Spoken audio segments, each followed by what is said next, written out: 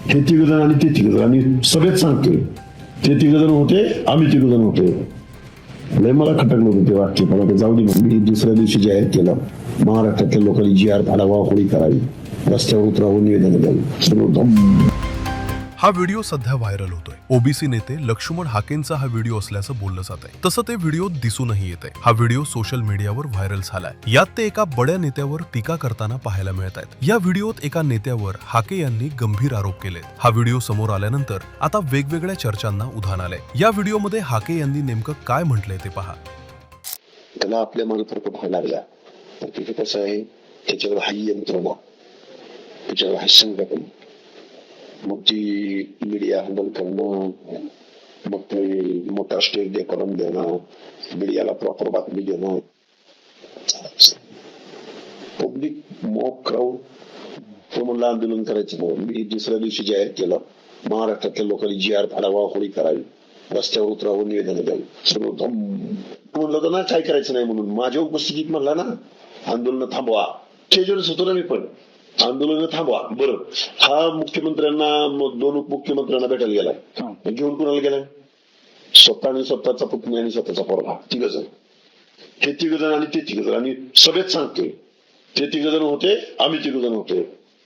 लय मला खटकलं होतं ते वाक्य, पण आता जाऊ दे. म्हणलं आपल्याला सॉफ्ट करणार फक्त मला असा अंदाज आहे, सॉफ्ट करणार आपल्याला राहू शकते देवेंद्र फडणवीस, तुका मुंडे आणि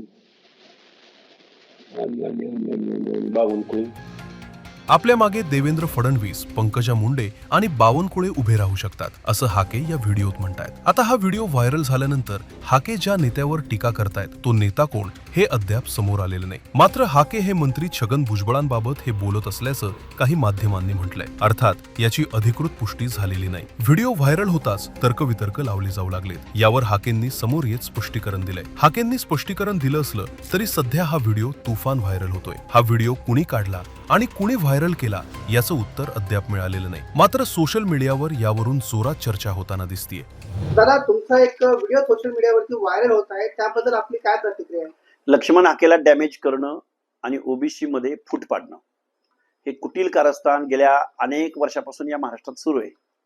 लक्ष्मण हाकेंच्या गाडीवर कधी दगड टाकली जातात, कधी महिलांना अंगावर सोडलं जातं, कधी डॅमेज केलं जातं, रात्री अपरात्री गाठून वाटेल ते आरोप केले जातात. पण लक्ष्मण हाके असल्या गोष्टींना भीक घालत नाही. उरला प्रश्न त्या व्हिडिओ संदर्भातला. तो व्हिडिओ काटछाट करून तो व्हायरल केलेला आहे समाज माध्यमावर. तो सलग जर व्हिडिओ असता तर मी सलग उत्तर दिलं असतं. अरे लक्ष्मण हाके कुणाच्याच बापाला भीत नाही.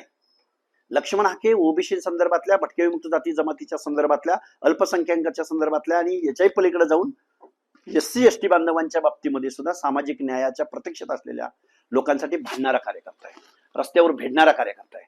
अरे आमदार, खासदार, मंत्रीपद, राजकारण ह्या गोष्टींना भीक घालणारा कार्यकर्ता नाही, रस्त्यावर भेटणारा कार्यकर्ता आहे. लक्ष्मण हाकेला डॅमेज करायच्या भानगडीत पडू नका. हा माझा, हे जे काही कुटील कारस्थान आणि चिल्लर चाळे करणारी लोक आहेत ना, त्यांना माझा इशारा आहे. त्या व्हिडिओच्या माध्यमातून असं सांगितलं जात आहे की लक्ष्मण दादा यांचा जे इशारा होता ते भुजबळ साहेबांबद्दल वक्तव्य होतं. हे बघा, भुजबळ साहेब माझे नेते आहेत, राहणार आहेत. भुजबळ साहेबांना मला काय बोलायचं असेल तर मी जरूर बोलेन. पण ओबीसीचं आंदोलन, ओबीसीच्या प्रश्नावर लढताना लक्ष्मण हाके कुणालाच भीत नाही ना. आमच्यामध्ये फूट पाडणं किंवा भुजबळ साहेबांच्या मनात माझी इमेज खराब करणं किंवा ओबीसी मध्ये फूट पाडणं हा कुटील डाव आहे. हे आम्हा सगळ्या ओबीसी बांधवांना माहिती आहे. भुजबळ साहेब माझे कालही गुरु होते, आजही गुरु आहेत, उद्याही गुरु आहेत. आमच्यात काय भांडणं होत असतील, आमची चार भिंतीच्या आत होतील. आम्ही सार्वजनिकरित्या काय वागायचं, कसं वागायचं आणि कसं शत्रूला सामोरं जायचं आमचं ठरलंय. त्यामुळे उगीच कुणीतरी काहीतरी अशा गोष्टी करून ओबीसी मध्ये फूट पाडायच्या भानगडीत पडू नये.